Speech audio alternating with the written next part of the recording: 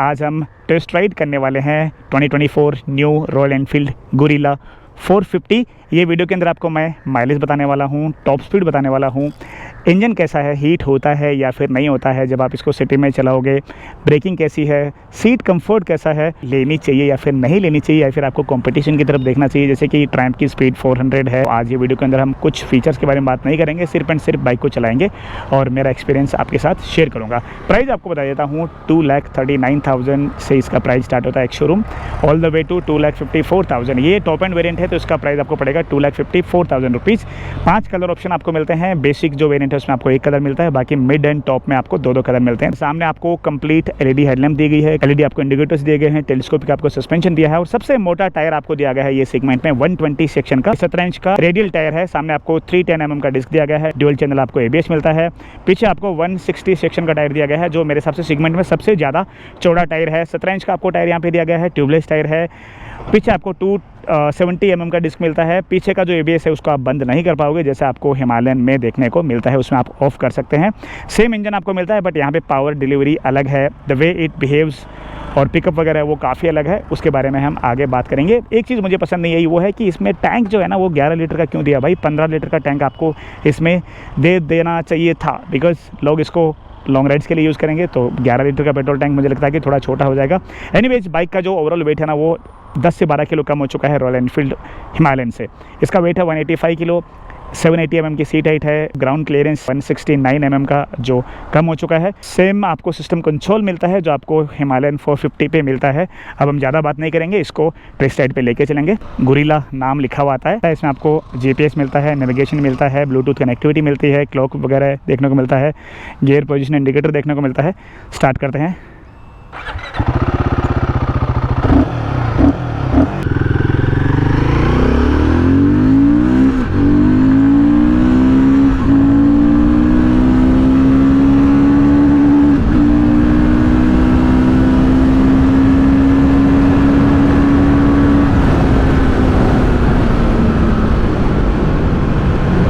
सबसे पहले हम बात करेंगे इसके इंजन के बारे में। देखो इंजन ये सेम है जो आपको हिमालयन 450 पे मिलता है, बट यहाँ पे ट्यूनिंग जो है ना वो काफ़ी अलग है। इनिशियल पिकअप है ना वो आपको उतना अच्छा नहीं मिलता है, मतलब 3,500 RPM तक आपको थोड़ा सा कम पिकअप मिलेगा। जो तगड़ा वाला पिकअप है ना वो आपको फील होगा 3,500 RPM के बाद में ही। सो इनिशियल टॉर्क एंड जो पिकअप है वो आपको हिमालयन 450 में भी कम मिलता है। 3,500 RPM के बाद में इसमें जान आती है। ऑल द वे 8,000 RPM ये बाइक बहुत तगड़ी आपको पावर देती है, बट इनिशियल जो टॉर्क है ना वो कहीं ना कहीं मुझे मिसिंग लगता है। एक चीज़ तो ये होगी।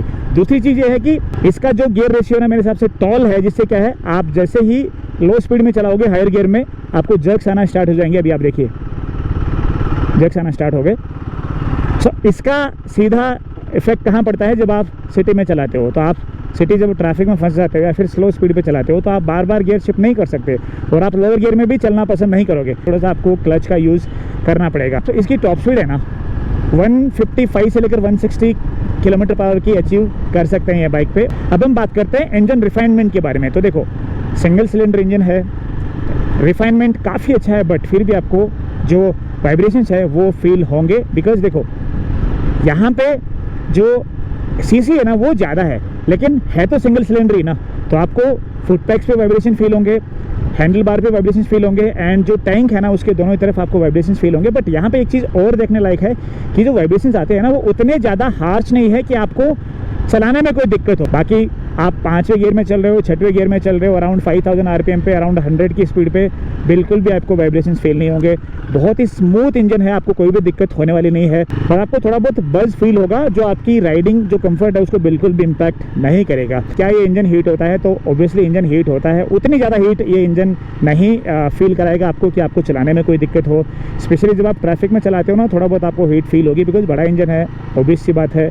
इंजन की गर्मी आपको पक्की लगेगी। आप एक 100 या 120 या 200 सीसी सेगमेंट की बाइक को इसके साथ कंपेयर करोगे तो वो कंपैरिजन सही नहीं है। अब हम बात करते हैं गियर बॉक्स के बारे में। तो देखो गियर बॉक्स सेम है जो आपको हिमालयन पे देखने को मिलता है। कोई भी आपको गियर को लेके दिक्कत नहीं आने वाली है। शिफ्टिंग को लेके ना कोई फॉल्स न्यूट्रल है, दो गियर के बीच में ज़्यादा प्ले भी नहीं है, जिससे क्या है आपको थोड़ा एफर्ट्स लगाना पड़े। क्लच का पुल यहाँ पे मैं कहूँगा कि हिमालयन से बेटर है। हिमालयन में आप क्लच जैसे पुल करोगे ना तो आपको थोड़ा एफर्ट्स लगाना पड़ेगा, थोड़ा स्टिफ है उसका क्लच, का हार्ड है क्लच जो लीवर है ना वो दबाने के लिए। बट यहाँ पे आपको थोड़ा स्मूथ फील कराएगा। अगर आप बार बार भी गियर शिफ्ट करते हो तो आपकी उंगलियों को दर्द नहीं होगा। सो गियर बॉक्स को लेके, क्लच को लेके आपको कोई भी दिक्कत होने वाली नहीं है। बट यहाँ पे एक चीज़ और हो सकती थी, वो ये है कि ये जो क्लच एंड ब्रेक लीवर है ना ये एडजस्टेबल दिए जा सकते थे, बिकॉज ये प्राइस पॉइंट पे और जिस सेगमेंट में आपने बाइक को लॉन्च किया है वहाँ पे मुझे लगता है कि हर एक बाइक में आपको adjustable clutch and brake lever मिलते हैं। अब रही बात इसके सस्पेंशन की, तो यहाँ पे आपको बताना चाहूँगा सामने का सस्पेंशन आपको बहुत अच्छा दिया गया है। 60-70 की स्पीड तक आप बैड रोड्स वगैरह पे चलाते हो और आप 60-70 की स्पीड पे हो तो आपको बिल्कुल भी सामने का जो सस्पेंशन है ना वो डिस्कम्फर्ट फील नहीं कराएगा, ज़्यादा बाइक उछलेगी नहीं। But the moment you hit 70-80 speed, सामने का सस्पेंशन आपको थोड़ा स्टिफ फील देगा, बिकॉज जब हाई स्पीड पे चलाते हो ना तो वहाँ पे आपको स्टिफ सस्पेंशन रहना ज़रूरी है ताकि स्टेबिलिटी बनी रहे। कॉर्नरिंग जब आप करते हो तो वहाँ पे आपको कॉन्फिडेंस आता रहे। पीछे का सस्पेंशन भाई, ये जो बाइक मुझे दी गई है ना इस पे पीछे का सस्पेंशन स्टिफ है। आप चाहो तो उसको एडजस्ट कर सकते हो, आपको प्रीलोड एडजस्ट करने का ऑप्शन यहाँ पे दिया गया है। यहाँ पे आपको टेलीस्कोपिक सस्पेंशन मिलता है शोवा का और आपको हिमालयन पे मिलता है USD। बट इस बाइक में ट्रस्ट में ये बाइक इतनी स्टेबल है हाई स्पीड पे, कॉर्नरिंग पे, कि आपको USD सस्पेंशन की कमी फील नहीं होगी। और बैड रोड्स पे ये आराम से टैकल कर लेता है सस्पेंशन। स्पेशली सामने का सस्पेंशन बहुत अच्छे से ट्यून किया गया है। पीछे वाला ऑब्वियसली आप सॉफ्ट करना चाहें वो भी कर सकते हैं, स्टिफ करना चाहें वो भी कर सकते हैं।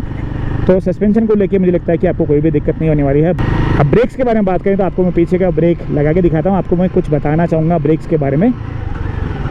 तो पीछे का ब्रेक मैंने लगाया, पीछे के ब्रेक की बाइट उतनी खास नहीं है। जो ABS है ना वो बहुत जल्दी किक इन हो जाता है, मतलब बहुत जल्दी इंटरविन कर देता है, उससे क्या है ब्रेकिंग लगी नहीं पाती है। तो एकदम एवरेज मैं कहूँगा। बट सामने का ब्रेक बहुत अच्छा है, बहुत अच्छा है सामने का ब्रेक। अब हम बात करते हैं सीटिंग पोस्चर के बारे में। भाई बहुत अच्छा है सीटिंग पोस्चर, अपराइट है। सीट भी जो राइडर की सीट है, जो स्पेस है वो काफ़ी अच्छा है। बट जो पिलियन की सीट है ना वो थोड़ी सी मुझे लगता है कि और बड़ी हो सकती थी। पिलियन को आपके अंदर घुस के बैठना पड़ेगा, ट्रस्ट में। सीट छोटी है, अगर आप अकेले राइड करना चाहते हो हाईवे पे लॉन्ग राइड्स तो आप आराम से कर सकते हो। बट पिलियन के साथ I would say it's a big no. वैसे भी मेक इट योर्स करके इनकी जो सर्विसेज है रॉयल एनफील्ड की, उसका यूज़ करके आप इसमें मुझे लगता है कि जो सीट है ना वो चेंज करा सकते हो। बाकी कंफर्ट जो है ना सिटी राइड्स के लिए ठीक है। 80 to 90 किलोमीटर आप इसको चलाओगे एक स्ट्रेच में तो आपको कोई भी दिक्कत नहीं होने वाली है। बट उससे ज़्यादा अगर आप एक स्ट्रेच में इसको चलाने की कोशिश करोगे तो आपको बर्निंग सेंसेशन होगा, सीट उतनी कंफर्ट नहीं दे पाएगी। मोस्टली इसको टारगेट किया गया है सिटी में राइड करने के लिए। अगर आपको हाईवे पे लेके जाना है तो आपको सीट चेंज करवानी पड़ेगी। सिस्टम कंसोल की विजिबिलिटी बहुत अच्छी है, हालांकि कैमरे में आपको थोड़ा सा ये फ्लिकर करता हुआ दिखाई देगा बट फ्लिकर करता नहीं है। अब हम बात करते हैं माइलेज के बारे में। तो देखो माइलेज डिपेंड करता है भी राइडिंग स्टाइल पे। जिस हिसाब से मैं भी चला रहा हूँ ना ऐसे आराम से इज्जत से, ऐसा अगर आप चलाओगे तो आपको माइलेज आराम से 28 से लेकर 30 किलोमीटर पर लीटर का मिल जाएगा। एंड अगर आप ऐसे एग्रेसिव आप चलाओगे तो आपको माइलेज आएगा अराउंड 23 से लेकर 25 किलोमीटर पर लीटर।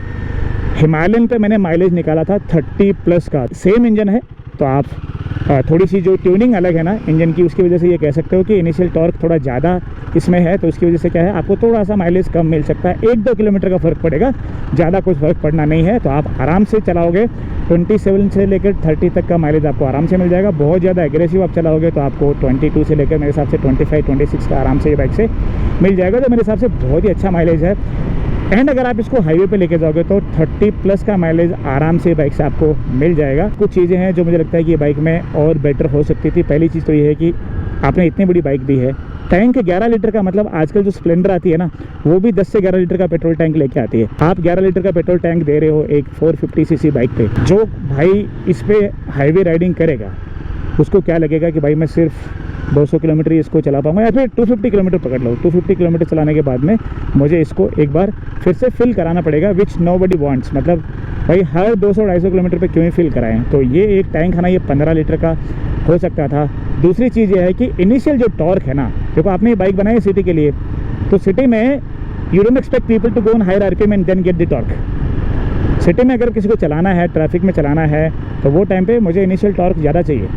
वो यहाँ पे कहीं ना कहीं मुझे लगता है कि मिसिंग है। ये दूसरा पॉइंट। तीसरा पॉइंट ये है कि इसकी जो सीट है ना पिलियन की, वो बहुत छोटी है। मतलब ये समझ लो अगर आप हैवी हो थोड़े तो आप ही पूरी सीट कवर कर लोगे, पिलियन को बैठने के लिए जगह नहीं रहेगी।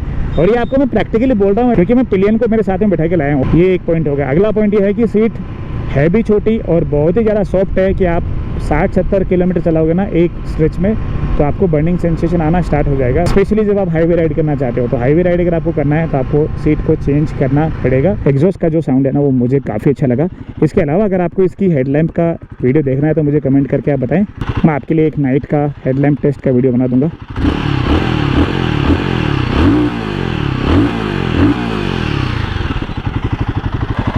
Biker Prakash PRA P Prakash PRA P as in Prakash. अब बात आती है कि भाई आपको ये बाइक लेनी चाहिए या फिर नहीं लेनी चाहिए। तो देखो ये बाइक का सीधा कंपटीशन अभी मेरे हिसाब से रहेगा ट्रायम्फ स्पीड 400 के साथ। एज ऑफ नाउ मैं बता रहा हूँ, सिंस मैंने दोनों ही बाइक चलाई है तो आपको पहले क्या करना है, दोनों बाइक्स का टेस्ट राइड लेना है।